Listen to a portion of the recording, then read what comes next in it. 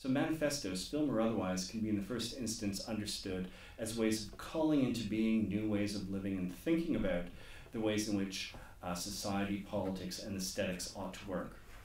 Now, one of the reasons that there's limitations to this is that many of these manifestos, political, aesthetic, or a combination of the two, attempt to do this in really radical ways that try to destabilize society, politics, and culture. Now, the first film we're seeing tonight comes from the Futurist tradition, and Futurism is quite interesting in terms of cinema, because Futurism, as many of you know, is about the rapid industrialization and mechanization of society, and that being a very good thing, a very male thing, a very driven thing. War and technology are looked upon as being things that are going to be transformative in culture and society.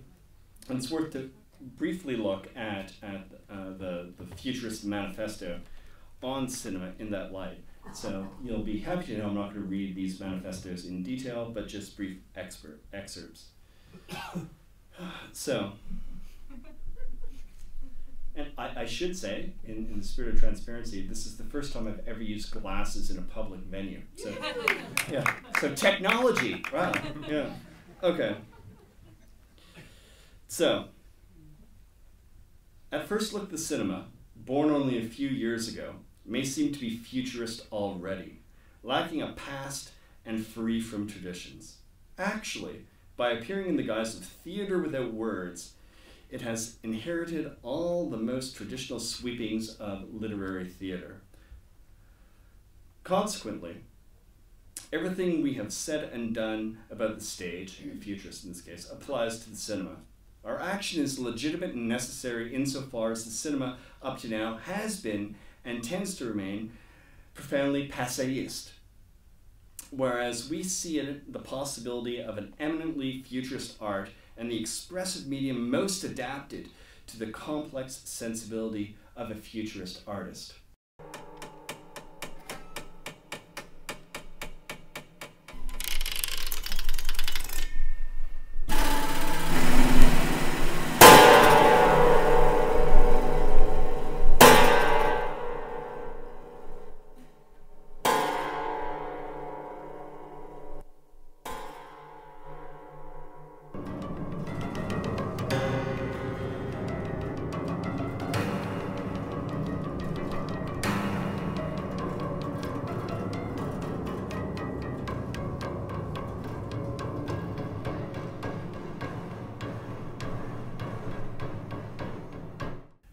It would be wrong to think of the manifestos and films that surround them as being products that are divorced or distantiated from real-world events, and especially the crises that were going on both politically and aesthetically and in between these two categories in Europe in the 1920s.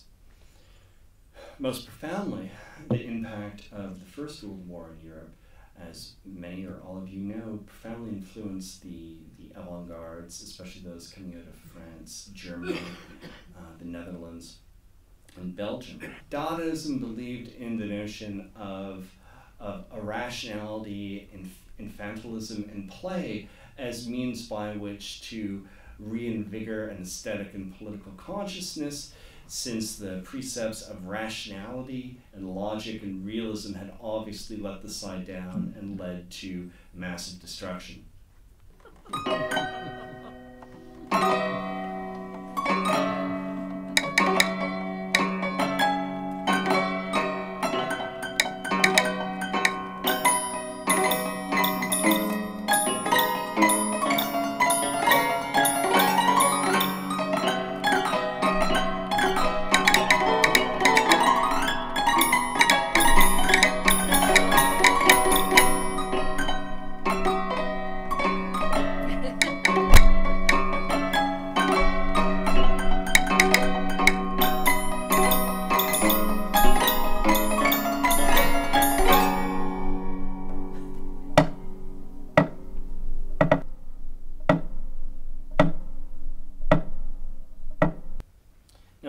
In the Manifesto exhibition, one of the channels, which is the first one after the introduction, Kate Blanchett plays a homeless man decrying situationist manifestos, including Du Bois' Situationist Manifesto from 1960. And so one of the things that's often lost in the work of Du Bois is the fact that the cinema, and indeed once he comes up with the concept of the spectacle first articulated in the film we're going to see tonight, that the cinema was at the center of his notion of both the positive and negative aspects of the way in which artistic and then political culture could be engaged in. I didn't think such a place existed except in my own imagination. It has a ghastly familiarity, like a half-remembered dream. Anything could happen here. Any moment. Le temps de la production, le temps marchandise, est une accumulation infinie d'intervalles équivalents. C'est l'abstraction du temps irréversible, dont tous les segments doivent prouver sur le chronomètre leur seule égalité quantitative. Ce temps est, dans toute sa réalité effective, ce qu'il est dans son caractère échangeable. Le temps général du non-développement humain existe aussi sous l'aspect complémentaire d'un temps consommable, qui retourne vers la vie quotidienne de la société, à partir de cette production déterminée, comme un temps pseudo-cyclique. Du Bois is at this intersection of French philosophy, of critical Marxism and semiotics at the time, and his film work is really a missing link in that. It's often not considered or understood. Most profoundly, perhaps, because he pulled all his films from circulation after the murder of his of the person who was funding his films, Gerard Lebovici, after Lebovici bought him a movie theater in an arrondissement in Paris that showed his films, and only his films, 7 days a week. Attendance was low. Capitalism was not the goal. All right, so at the same time as the Situationists, other movements, both in Europe and the United States and globally, were engaging in ways to think about the question of play as being central to avant-garde aesthetics and politics. Play, the notion of play, is certainly central to the Situationists, and the idea that play should be what people strive for instead of work. And we also see that notion of play, though, articulated and manifested in a different way in the work of Fluxus. Fluxus's leader, for lack of a better term, was George Mancunius, who was an American artist of Greek descent, who surrounded himself, was influenced by John Cage and other artists in the United States at the time, especially in music, that were interested in the notion of allegoric art, or art generated by chance. And Mancunius developed a network of artists around him, including Yoko Ono, who started off doing avant-garde work in Japan, and then immigrated to the United States and made her first films. Ono is often overshadowed because she was married to John Lennon, but probably one of the most important experimental and conceptual filmmakers in the 1960s and early 1970s. She was very much part of the Fluxus movement, and the next film we're going to see is incredibly short, but its shortness does not at all take away from its importance.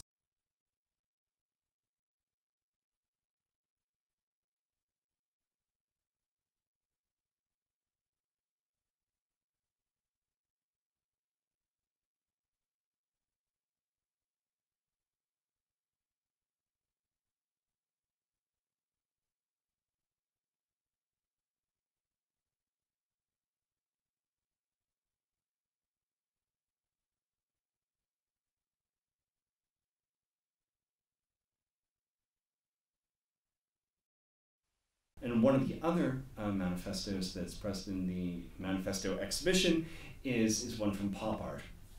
Pop art is often thought about as perhaps the best known of the 60s avant-garde movements because of Warhol, soup cans, and what have you.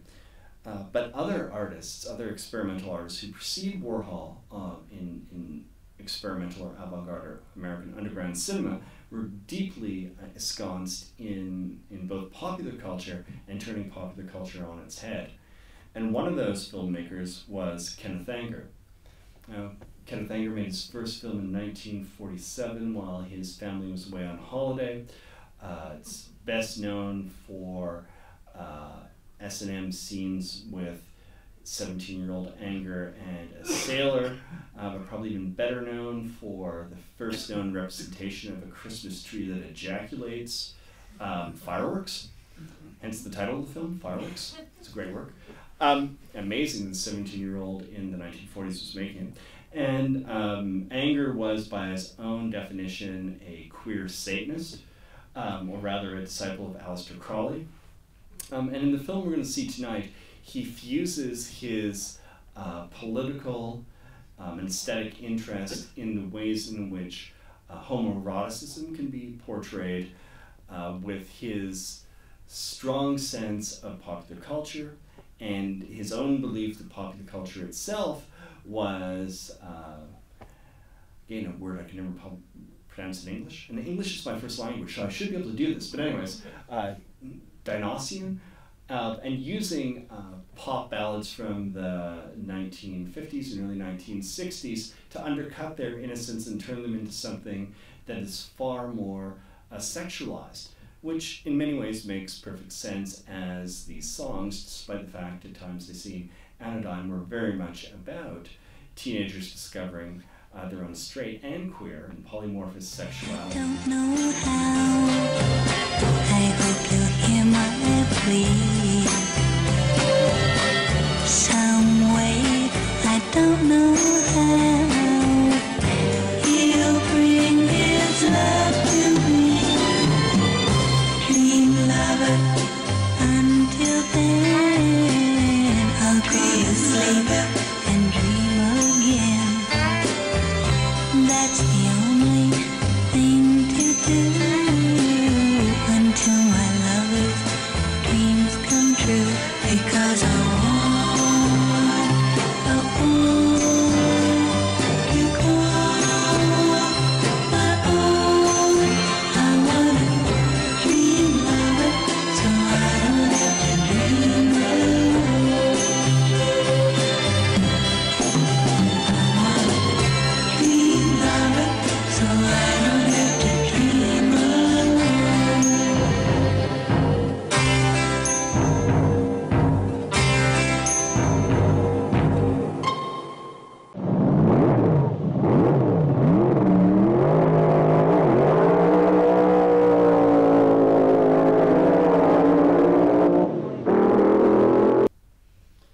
A major influence on De Boer was de Lautréamont, who famously wrote, "Plagiarism is necessary, progress implies it. It holds tight an author's phrase, uses his expressions, eliminates a false idea, and replaces it with just the right idea." So this notion of appropriation, which was central to De Boer, and is central to Jim Jarmusch, who also has a manifesto in the film manifesto in the exhibition, and central to many other experimental and avant-garde filmmakers who wrote manifestos and made films. This notion of stealing is very important. So looking at the Jarmusch manifesto, which basically says everyone should steal shit, use it the ways in which they want to, create something new with it, it's ethical and good, we're going to watch a little scene film made by a Canadian named Arthur Lipsett. I think I know now.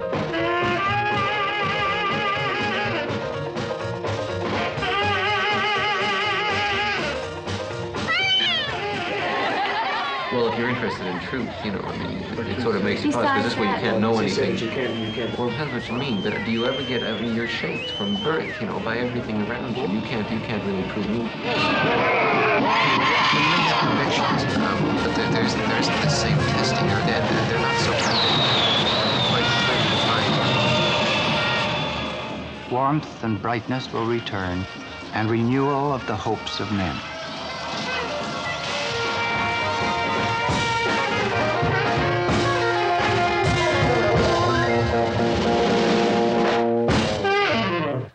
Bravo.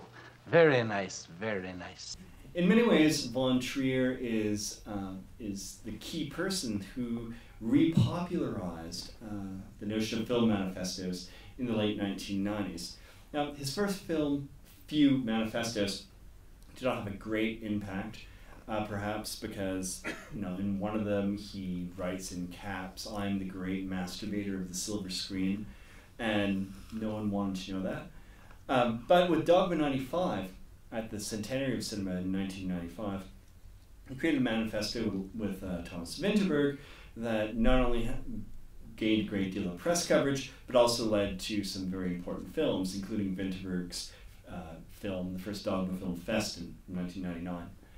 Von Trier went on to write other manifestos. Indeed, for most of his films he writes manifestos, but one of the most interesting ones in terms of the ways in which we only talked about really at the beginning tonight, that rule following is central to manifestos, is the film he made with Jørgen Leith, the Danish documentary filmmaker, called The Five of Obstructions.